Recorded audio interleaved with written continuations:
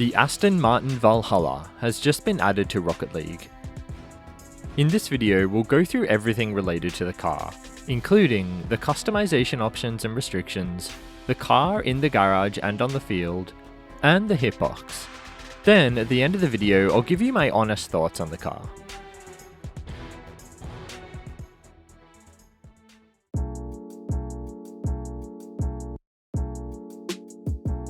In terms of customization, this car is almost identical to the Aston Martin DB5. However, there is one important difference.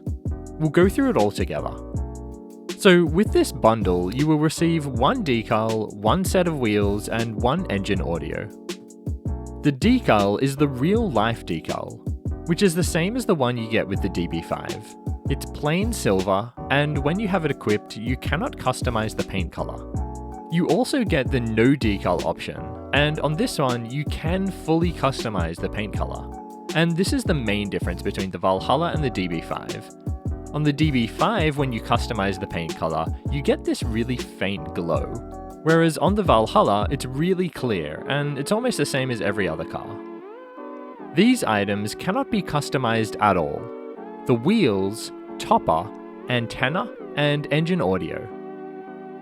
These items can be fully customized: the boost, goal explosion, and trail. One thing to note is that, like most other licensed cars, you won't be able to use other licensed items such as the T-Rex goal explosion on this car. Additionally, you can't use the VALHALLA items on your other cars. So for example, you cannot use the wheels on your Octane or any other car.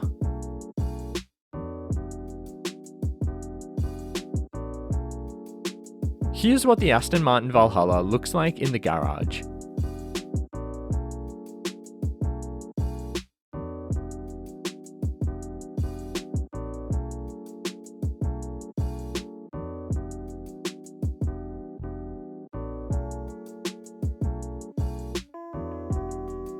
Here's a full demo of the engine audio.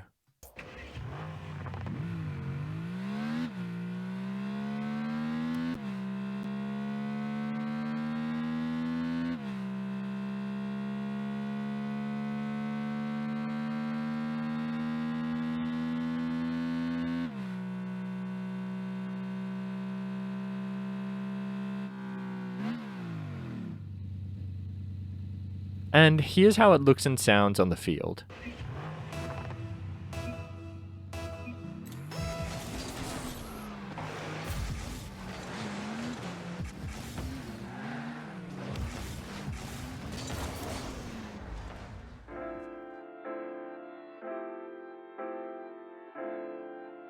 Okay, let's talk about the hitbox. So the Aston Martin VALHALLA has a Dominus hitbox. And unfortunately, it's not great. In my opinion, this car, like many other long, thin cars like it, would probably be better off with a plank hitbox, like the 16 Batmobile. But anyway, let's go through it from all the different angles. The front on the VALHALLA is probably the most important and the worst area in my opinion.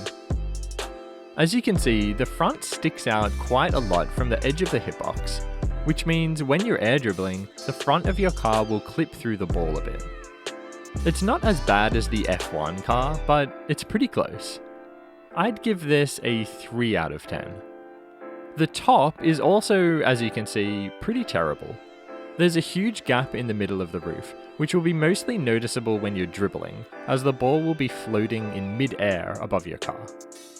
In this area, it's almost identical to the Skyline, which is also terrible at the top.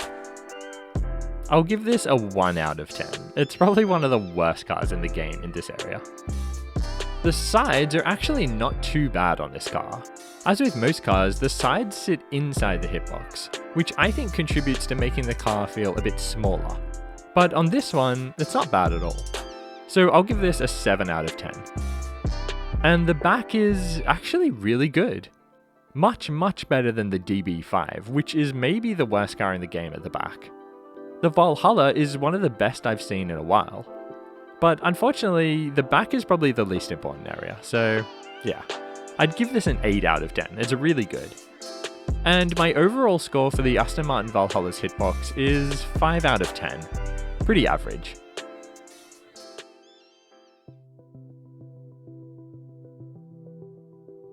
Before I get into my final thoughts on the car, I want to give you a suggestion for an alternate car. If you don't have 1100 credits lying around and you want a car that's similar to this but doesn't cost as much, my recommendation would be the Peregrine TT. This car is similar in both appearance and hitbox, and the price is much lower. And this car is fully customizable and the hitbox is better than on the Aston Martin. So I would highly recommend it. So my honest thoughts on this car are, I don't really like it very much. My favourite part of the car is without a doubt the engine audio. I really love the way that it crackles when you start the engine. Very similar to the Lamborghini. However, this only happens at the start of the match or at the start of every kickoff.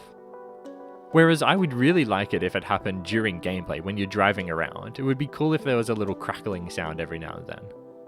And whilst the engine audio is probably my favourite part of the car, I don't love the engine audio. It does get a little bit annoying after a while. So would I use it on my other cars if I could? Probably not. The hitbox, as we just covered, is just pretty average. There's no huge problems with it. The front's not great, the top's not great either, but I guess it's not a deal breaker. I use the Skyline, which has a really similar hitbox at the top, and I do just fine with that, so it's not a big deal. The car design itself, it's not really my style of car, but I can imagine some people really liking it. It looks quite a lot like the Lambo to me. It's kind of a Lamborghini McLaren combo car. So if you like either of those, you're probably going to really like the design of this car. The other part of the car that kind of stands out to me is the bottom of the car, which is a really clean and I think unique design. In terms of the price, I actually think this is pretty fairly priced. Of course, it's not as cheap as cars like the DeLorean, but it is much cheaper than the McLaren or the Lamborghini, which are both 2,000 credits. And this car is kind of similar to both of those in terms of customization, appearance, and performance. It's basically identical to those cars, and you're getting it for almost half the price. So in that sense, yeah, it is really worth it. In terms of comparing it to import cars like the Fennec, those will set you back only like 400, 500 credits. So in that sense, yeah, it's not worth it at all. A Fennec is much better in pretty much every single sense. And the Dominus is the same hitbox as this car, and it's totally free. So in that sense, no, it's not really worth it. But if you really like the design of this car and you really like the brand, then yeah, go ahead and buy it. And anyway, those are my honest thoughts on the car. Let me know down in the comments what you guys think. Do you like this car? Do you think it's worth it? And what's your favorite part of it? Let me know all your thoughts down in the comments. And like the video if you liked it, dislike it if not, subscribe for more videos like this as well as a whole bunch of other Rocket League content. As always, thanks for watching, and I'll see you guys in the next video.